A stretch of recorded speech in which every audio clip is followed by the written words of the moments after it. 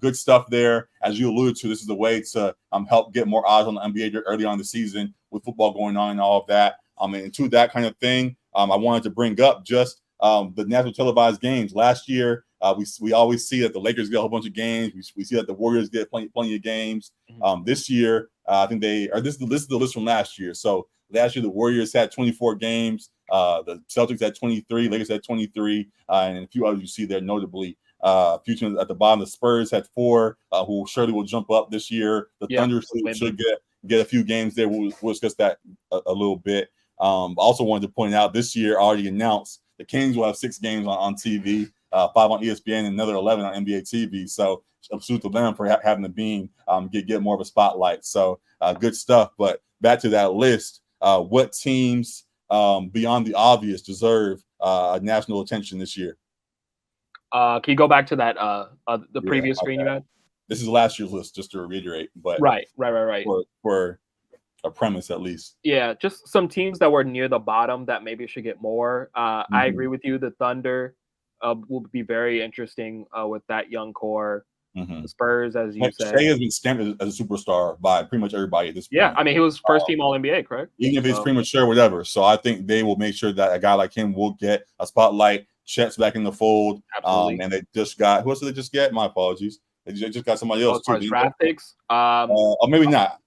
I'm blanking. They did draft a couple guys. I'm blanking. It was Chet. Jalen Williams, both of them are rising guys. Both Jalen Williams, Chet, Giddey. Excuse me. Yeah. So guys like that are in the building. So they have a little bit of name pull recognition to that fans can attribute. So yeah, Thunder for sure. I should have more than 3 national TV games there. Kings, as you said, they're gonna have 11 or whatever. Yeah. So I think them going up makes sense. The Kings Warriors was, I think we agreed, was the best or most exciting series for us last playoffs.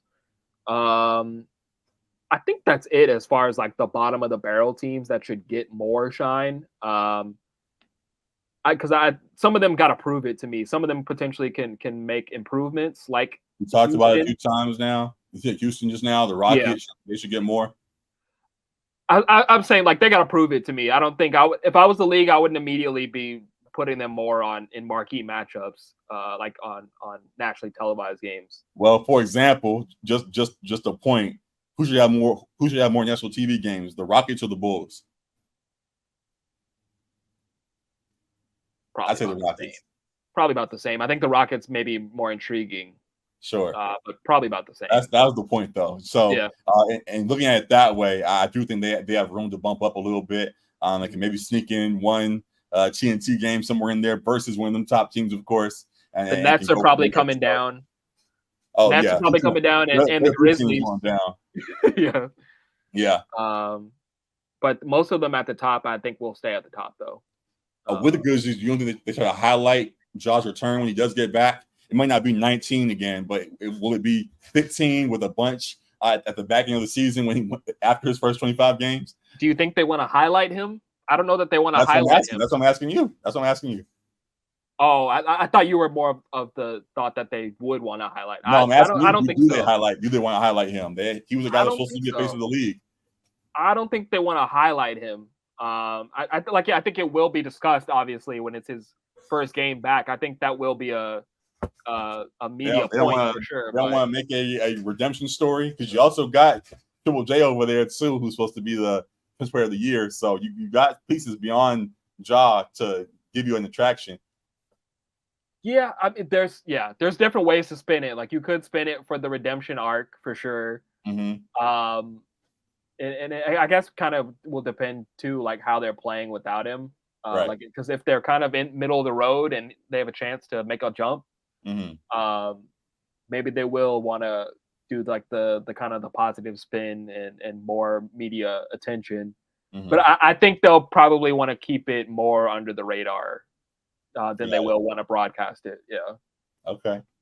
A fun one, real quick. We don't got to deep dive all of it, but to the point I just made it about Defensive Player of the Year. Anthony Edwards just had a play today where he was in the USA basketball. They were having a practice, and he dunked on Jaren Jackson Jr. and saying, "Ain't you Defensive Player of the Year? Like, what you doing? You got to jump with me. Like, what's the deal?" And to that point, should the Timberwolves with Anthony Edwards being a blossoming star, should they have more than 12 games, or do you think 12 of the games is a good number for that squad? I think middle of the pack is a sweet spot. Mm-hmm. I think double-digit games is good. Yeah, and I think they can be a surprising team for some, and I think they could be a good squad this year. So yeah, I think that makes sense. So yeah, definitely a lot of good stuff here. We could deep dive more if we wanted to, but I think we hit all the main teams that deserve some shine there. 23 games for the Lakers, is that low for us, or you think we should jump up from there with all the attention we get? Is that low? Non-Lakers fans would cuss you out for saying is that low for them. I'm just asking. But no, I don't think it's low. I think that's about right. Yeah. Got it. Chuck's gonna have a fit if it's any higher than that. So looking forward to it all. We'll definitely be tuned in to a lot of this as it goes on. That's really it for all the current events